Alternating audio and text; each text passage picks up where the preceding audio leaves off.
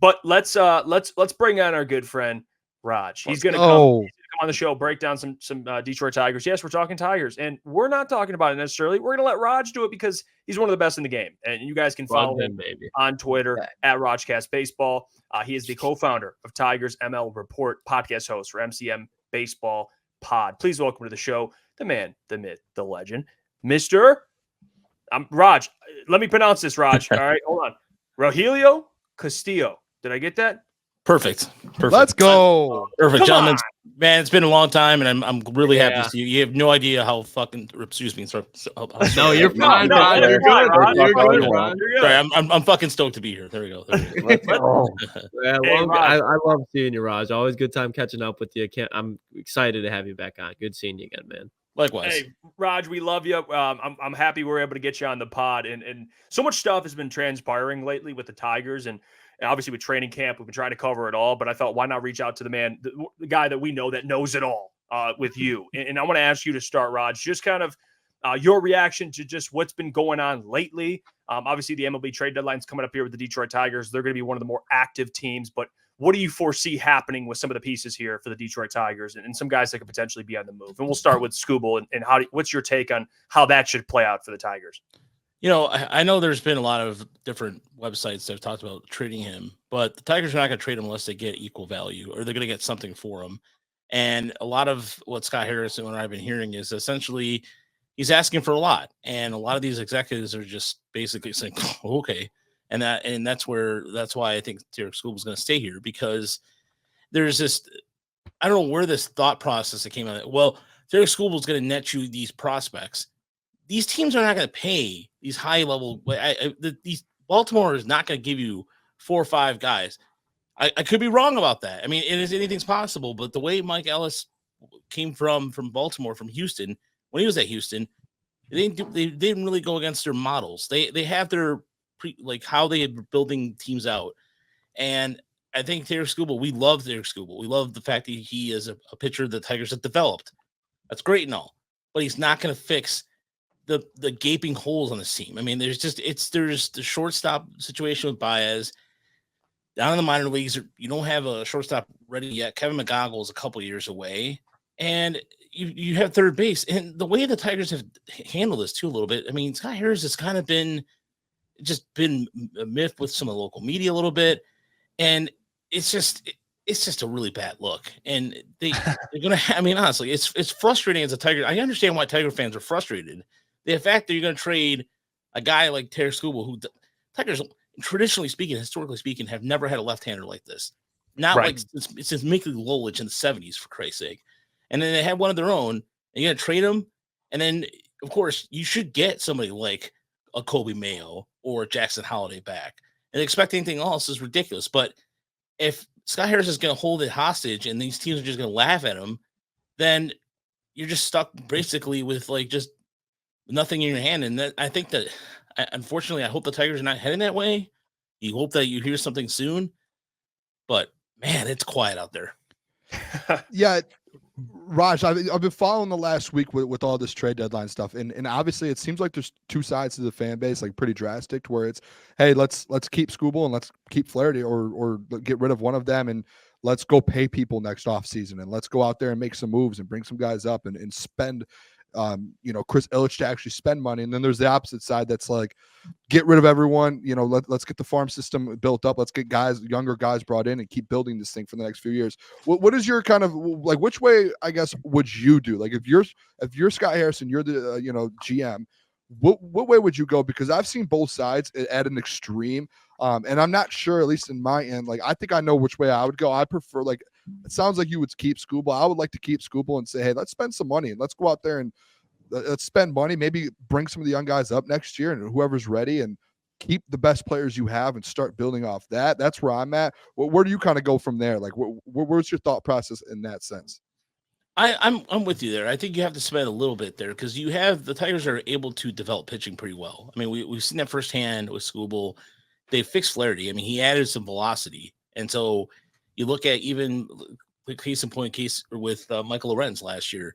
He was a guy they're able to flip for a prospect. And I think that with that in mind, if you're able to draft well and you're able to spend a little bit of money, I mean, look at some of the second tier free agents that are going to be coming into the market this year.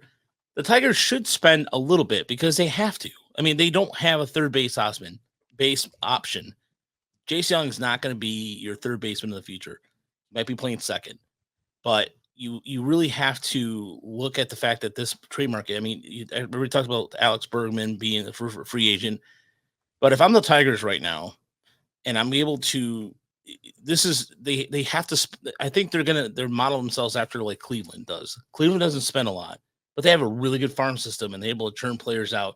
They spent on Josh Bell, but you spend wisely. That's what I think the Tigers should do. Are they going to do that? I hope so. But right now, there's so many little things right now the Tigers have to do. The Colt Key thing was a big. The sign to an extension is great, but then you have to worry about Riley Green if he can stay healthy. So I think they have to spend a little bit because you can't always bet on your farm system. You can't always. In terms of positional player talent, the Tigers right now are a little thin, and they have to. I think they have to spend in order to compete. And Raj, thanks for joining us. I truly appreciate it. Anyone who knows me from writing at Woodward, Raj was my was my coach for all those years. So he helped me along the way. So I'm very thankful for everything he's done for me. And Raj, obviously, I know you're very familiar with the minor leagues and stuff like that. Is there any guys that you're really confident in and taking that next step that like once they get up, this guy's going to be ready to go? Yeah, there's a couple guys like that, and I think that if you look at somebody along the lines of, there's a couple guys in Double A right now, like Troy Melton's doing really well. I think he's a guy to look out for. Dylan Dingler, who started tonight, who just got the call up, I'm really confident. He has put together a really good year in Toledo. He dropped the strikeout rate by 10%. Started hitting the ball. Yeah, I mean, everybody's like, he's a Buckeye and all that. Who cares? I mean, the guy can hit the ball. I don't care what he does. So he can hit for power, and he's a really good catcher. Another guy who I think you should look out for is Hayu Lee, who is down in Double A right now. The guy's just a master, dude. And this guy is just like, he's one of those red asses too. Like if you piss him off and you like piss off or you hit one of his teammates, he's a guy who's going to get in your face, and really like his attitude. I think Max Clark right now in West Michigan is a guy who I got to admit, I was Wyatt Langford the night of the draft. I was even visibly disappointed, but Max Clark has proved me wrong, and I'm fine with it. And but as far as like coming up right now in the next couple of years or so, I mean, I like to think that Jace Young can come up at some point too, but where do you put him then? Because I mean, you move Colt Keith to first base, but Justin Hemmerle is the real deal. His chase rate is among league. He's actually better than league average. And so Malloy, they have some good pieces in place. But in terms of somebody that could come up next year or so, I mean, honestly, Troy Melton would be another. Like I said, I mentioned him. Lyle Lockhart Jr. might even get some considerations down in AAA, and Brant Hurdler is another pitcher as well. Raj, you mentioned the Mud Hens. I got to ask you, that man Torque, he's been sent down there, but last night he looked pretty damn good. And I know he's been inconsistent, but do you think it's pretty clear to say that the Spencer Torkelson project is probably working its way out of the MLB, at least for the Tigers? Talk to me, Raj. Yeah, I know you shaved that stupid mustache, so thank God for that. You guys see that thing? I mean, yeah. What are you trying to do, man? What an era. Yeah, I'm sorry, era. Jeez, oh Pete's. No, I don't like the stat, right? No, I don't like the stat. Like, look at me. Like if I shave that, it look like okay. It looks good on you. Like it looks good on you. You can pull it off.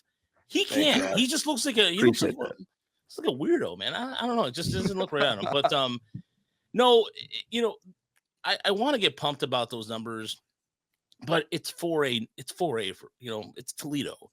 I mean, if there's underlying, okay, there's I can't look. I'm just saying, like, well, I am talking about Dylan Dingler, but there's other things about Dylan Dingler you can go and look at. Like, you look at his walk rate, you can look at his strikeout rate, you can look at numbers and go, okay, you can see what's there's something to be said about that. But you're playing Louisville, and Louisville's not that good. The AAA affiliate of the Reds this year is booty, and so I think if you look at it that way in a sense of competition, I think Torkelson should get a fresh start. I just think it's between the ears. I really think it is because to me, he hasn't changed his swing unless you guys notice something I don't notice. And I try. It's my goal to pay attention to those things. I don't see anything different but his swing. If the organization is telling him to fix the swing, and he's not fixing his swing, then that's a true definition of insanity. You expect to do the same thing over and over again and expect a different result, and it's not happening. And so, I like to think that Torkelson will just get a fresh start. If Mark Canha gets moved somehow, I wouldn't be surprised that they brought him up too, just for the sake of, here you go. But I really don't want to sour on Torque. I really don't. I'm always one of those people that just tries to believe in the best, but also at the same time, also realist. And I don't know. I just don't see it happening this year that he comes up and somehow becomes the Torque of old. Mm-hmm. Yeah, I think I think that's safe. It's safe. It's safe to say that. I want to ask you, Raj, too. What do you, in terms of your opinion here? What's the next step for the Detroit Tigers, at least moving forward? Because people are more optimistic. Obviously, my girlfriend went to a Tigers game over the weekend, and there was more people there than I've seen. I mean, the last one I went to, there's nowhere near as many people as the picture I was sent. It was ridiculous. So people are showing up. People are excited. What's the next step in terms of roster construction? Just your confidence in this current regime to kind of get the Tigers back to, winning their division and trying to have real success here. At least a timeline in your eyes. I think that it depends on what they do with this Flaherty trade. And I really, and I know it sounds really pretty early. This is being Scott Harris is early in his regime, but he's got to get this right. He really does. I mean, if whatever he does with this trade, he has to really bring it in, because I think he needs a PR win. He really does need a PR win. And then I know that sounds weird to say, but he definitely needs a. Would you calm down? Sorry, my dog's getting crazy. He's locking in. He's locking in. Right? Oh yeah, she's a handful here. But no, it's one of those things where here's the Scott Harris talk. She's like, don't you bash him, Scott Harris. Hey, look at her, give him that look.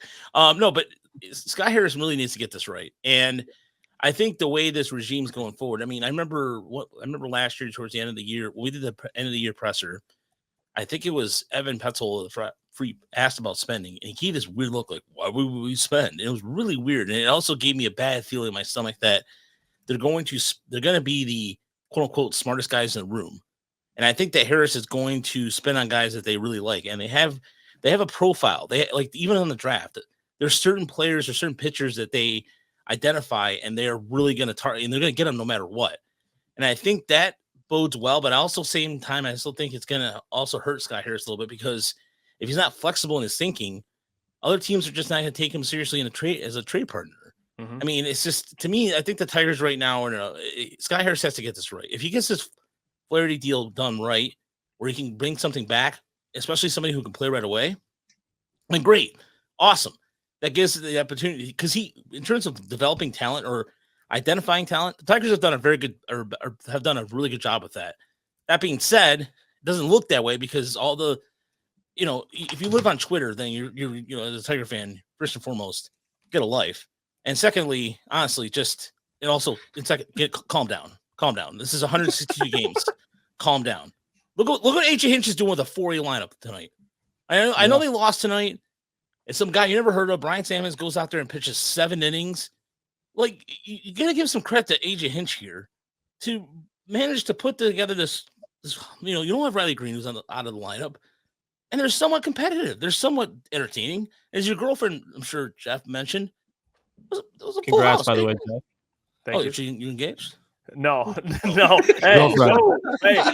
what, Raj?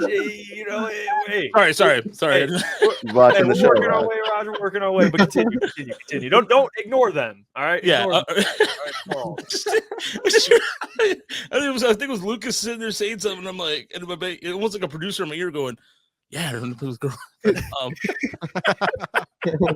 Yeah, I waited to the Raj interview to announce it. Big time. That's big time. No, but in all seriousness, though, I think there's some, like, the development squad, the people like Ryan Garko, people that work underneath Harris are doing a good job. It's just Harris has to just get out of his own way, really, at this point. Hey Raj, following that real quick then, I think a lot of Tigers fans, obviously, you look at the roster the way it is. Riley Green out again right now. Kerry Carpenter, Torque obviously didn't work out. And I think a lot of Tigers fans feel like, hey, if all those guys obviously would have worked out and they would have went and bought bats before the year, maybe this is a team playing meaningful baseball down the stretch. Do you think if they play, like obviously, like you said, if Scott Harris does things right with Flaherty and all of that, do you think it's a legit chance next year? Say they don't do the Flaherty trade right, that they can be playing meaningful baseball by this time next year, and actually next season this is a playoff team. Do you think there's a chance with what they have and kind of going forward? If the Kansas City Royals in less than a year, I mean, look at the Royals a year ago now. They have they're in playoff contention right now. If the Kansas City Royals can do that, the Tigers certainly can. I see no reason why they can't be. You can't. All the rebuild excuses, I'm tired of hearing them. I mean, in terms of I've been covering this team for almost a decade, freelance, and there's not been one time where I'm sitting there going, you know what? Like, this is the year they're going to finish 10 games over 500 as a playoff team. What just disgusted me was, you have the Royals who spent a little bit of money. They didn't spend a lot. They spent enough to rebuild their pitching staff, and they build off eternally. I mean, they have a really young, good core players, Bollywood Jr., and among just a couple other players. And guess what? They are an entertaining brand of baseball. The Tigers just have to identify how to spend smartly. They don't have to overspend. Just go get some of those bats, fill the gaps, and the fan base will come out. The fan base has proven that over and over again. This fan base has come out numerous times. Just they can do it. And if the Royals can do it, I mean, the White Sox forget about it. The White Sox are a joke. But look at Kansas City. Kansas City and the Tigers are similar in the sense of having like a young core of players like that. And look what Kansas City is able to do. And then Minnesota and Cleveland, you have 3 teams over 500. And the AL Central has been a joke. And look at the AL Central this year. It's a competitive brand of baseball. Yeah, and Roger, we obviously seen was that Carson Kelly get moved yesterday, and we've kind of been talking about the pitchers being moved, Skubal, Flaherty. Is there any other bats that you think would interest any teams out there? And I know you've been talking about adding bats, obviously kind of fast forwarding into next season. Is there any guys in free agency that you really think the Tigers should key in on to kind of fill their holes, obviously fielding and obviously with some bats? You know, I know I mentioned Alex Bregman earlier. And there's, of course, Juan Soto. No, just joking. That's not. What are we getting ourselves here? No, but as far as like other talents are out there that could help out the Tigers in 2024, or I like Cody Bellinger. Although how much he's going to be 29, so he's still young. Former Tiger prospect, ironically enough, Willie Adames, Brewer, who the Tigers traded back in the day. I like him a lot. I think he would add some. He would give us some stability short if they still don't, because they still don't have a guy who was above AA right now that can come in. Tesar Hernandez, who's having a really good year with the Dodgers. Yeah. I think he'd be a good monster bat. Tyler O'Neill in Boston too is a guy I've always liked as well. If you're going to add another, because the one thing about uncertainty is that look at Kerry Carpenter. We want to make sure he's healthy. He's dealing with an inflamed back, and that's always an issue. That's always like, to me, you guys know this with back injuries, and especially in hockey. Look at Mario Lemieux as an example. I know I'm dating myself with that reference, but Mario Lemieux always had back injuries or always had back problems, and that thing never went away. That shit always lingered, and that's the same thing with something like this with Kerry Carpenter. So I think they should add a bat like Tescar Hernandez. Or even, if Matt Chapman's, I think he's available too. Or I believe he's going to be. I think he's going to be. I think he only signed a 1-year deal with the Giants. I'm not 100% about that. But either way, those are some of the names I like out there. Yeah, I'd be in favor of all those guys. And one common theme with all those guys, they've all hit their fair share of home runs even early on in the season. So those would all be valuable additions to the team. I do agree with you. Well, great stuff, Raj. We appreciate you, man, for taking the time Legend. today. We got to get you back on. The people love Raj. We love Raj. We get smarter every time we talk to you. You guys can check out Raj at Rajcast Baseball, and as you can see in the lower third there, co-founder of Tigers ML Report. Check them out on X podcast host at MCM Baseball Pod. Raj, we'll catch you very, very soon, my man. It was nice talking to you. I'm proud of you guys. Seriously, you guys are awesome. I'm really glad you guys have done a really good job. Congratulations on the subscribers, the awards. You guys have definitely earned it. I'm getting all emotional. Seriously, you guys are doing a great job. Seriously, and I'm really proud of you guys. Hey, Raj, come on. Thanks, Raj. Let's go, Raj. Man, I love you, My Raj. fucking guy. We'll go to war for Thanks, you, man. Raj. You never forget that, all right? We love My you. fucking guy. All right. Hey, by the way, too, Raj is the best Tigers coverage out there, like the best. Yeah. I saw he Everyone- passed up the Detroit Tigers minor league Twitter page. Like he's has a better minor league Twitter page than the Tigers. Absolute dog. Hell yeah. Dog. Hey, let him cook. Raj, we'll speak to you, man. Let's I would love to do this like once a week. Just chop it up with baseball with you. I mean, every time Oh, absolutely, man. You guys anytime, man. Anytime, anywhere. I appreciate it, gentlemen. All right, let's do it. All right, Hell there you yeah. go. Check out Thanks, Raj. Raj. Show him some Appreciate you, love for Raj. me. See you guys. He is the absolute go, man. Appreciate Raj a ton.